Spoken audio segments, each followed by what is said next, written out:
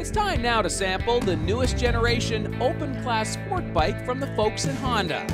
This year, in the ultra-competitive world of sport machines, Honda decided to revise its flagship roller by completely revising the engine internals and increasing the overall compression.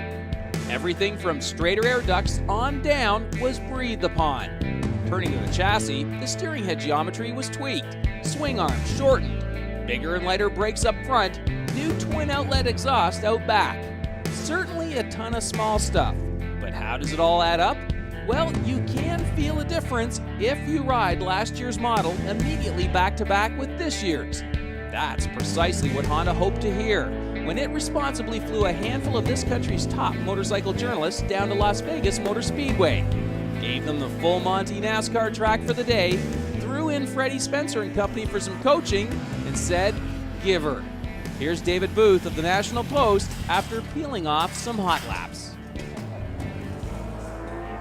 Well, they've made a few upgrades to the overall package, and I guess I asked you what was the first impression about the most important, and that is the geometry's changed, right? It's supposed to be quicker turning? Yes, it is. It's a little tighter, it's a little shorter wheelbase, and it's about 6 kilograms lighter. So it feels lighter and sharper than the last 1000. That being said, as Warren Milner, the marketing manager of Honda Canada, said, even if a 1000 weighs the same as a 600, you've got gyroscopic effects of the engine and stuff like that, so that it actually still feels quite a bit more substantial than a 600.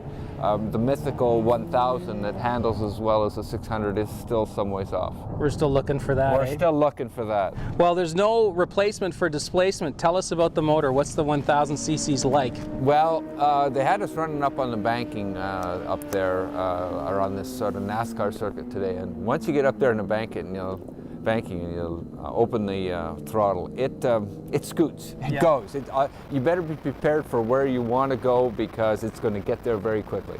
And brakes, can you stop with it as well? Well, let's just say that our braking points might have been a little chicken in our case, but yeah, there's lots of brakes. In fact, more brakes than you could probably use on the street. They're very powerful, fade-free. They're up 10 millimeter in diameter this year to 320 millimeters, so there's no lacking in brakes, that's for sure. Right. Well, that leads me right into the whole fit and finish. I mean, there's a certain element of that, right? There's a real nice finish to this bike.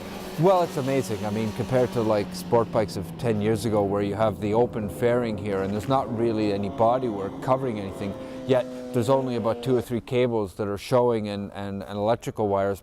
Previous to this would have been a massive tangle of wires, cables, and junk. You look at this now, and it's amazing. It's quite something in terms of the cleanliness and the attention to detail that this bike, as well as others, I mean, they've all cleaned up their act quite a bit in that regard.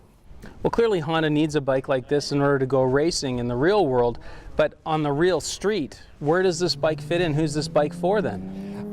It's for the person that I think, my personal opinion is that it's for the person that needs the image of the fastest. The number of times a motorcycle like this will be held out wide open for more than 5 seconds on the street is extremely rare. I mean, right. you hold it open for 10 seconds through the gears, you've broken speed limits in places that don't have speed limits. So, you don't buy it only because you need this much power. You want the perception of it as well. And of course, there's those 2-second cheap thrills where you hit the gas, the front wheel comes up on its own, and you just walk it for a while, you know?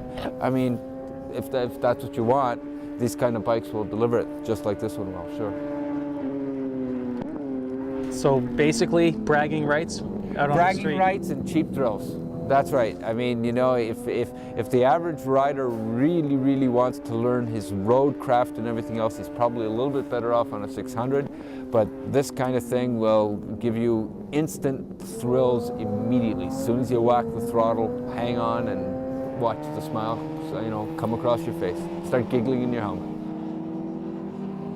Is there anything you would change on this bike? I would make the gas tank a little narrower. I'd make the indents here a little tighter, because having driven them back to back with the 600, one of the big differences in the perception of the feel of this thing is that you got to splay your legs wider, and it feels bigger, so you immediately think it's bigger. I think what this bike does for Honda is too often accused of making their super sports bikes a little tamer than the competitions. What I find with this bike is it's a little more exciting, a little more on the wild side than Honda is usually doing. And it's closer to the Yamaha and the Suzuki from that point of view, and I think that'll make it more saleable for them. Plus, you still get all the regular Honda attributes. So I think it's a good combination. Thanks again to David Booth of the National Post for sharing with us his first impressions of the CBR1000RR. Here now is a closer look at the spec sheets.